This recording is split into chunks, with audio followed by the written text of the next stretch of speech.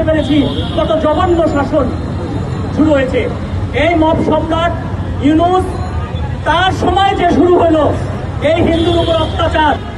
গত সময়ে ডক্টর মোহাম্মদ ইউনূস তিনি যখন ক্ষমতায় আসলেন সেই সময় তিনি সংখ্যালঘুদের ডেকেছিলেন। আপনি জানেন সেখানে পুনর্জীবন পরিষদের সভাপতি সেক্রেটারি, হিন্দু বৌদ্ধ খ্রিস্টান ঐক্য পরিষদের সভাপতি সেক্রেটারি, মহানগর পুনর্জীবন পরিষদের সভাপতি সেক্রেটারি এবং সম্মিলিত সনাতনী হিরেন স্যার সহ আমাদেরও সুযোগ হয়েছিল সেই মিটিংয়ে অংশগ্রহণ করার। রানাদা আমাদের পক্ষ থেকে রানাদা একটা লিখিত দীর্ঘ আমাদের যে দাবি দেওয়া যে আমরা যে 8 দফা, এটা কিন্তু রানাদা উপস্থাপন করে তার সামনে একটা দীর্ঘ রানাদা লিখিত বক্তব্য করে।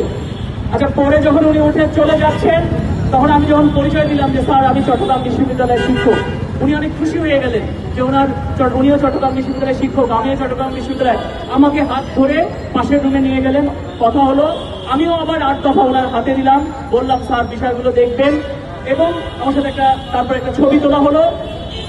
ওই সময় আমরা বুঝতে পারি নাই যে এই একজন বিশ্ববিদ্যালয়ের শিক্ষক, একজন নোবেল পুরস্কার পাওয়া ব্যক্তির শাসন এতটা ঘৃণিত হতে পারে, এত জঘন্য হতে পারে।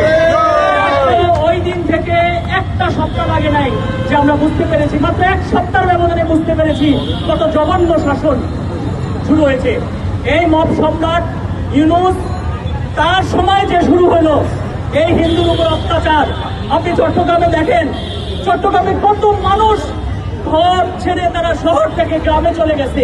কি পরিমাণে মিথ্যা মামলা দিয়ে দেওয়া হয়েছে, মুড়ি মুরগির মতো মামলা দেওয়া হয়েছে, মামলার ব্যবসা করা হয়েছে কিভাবে।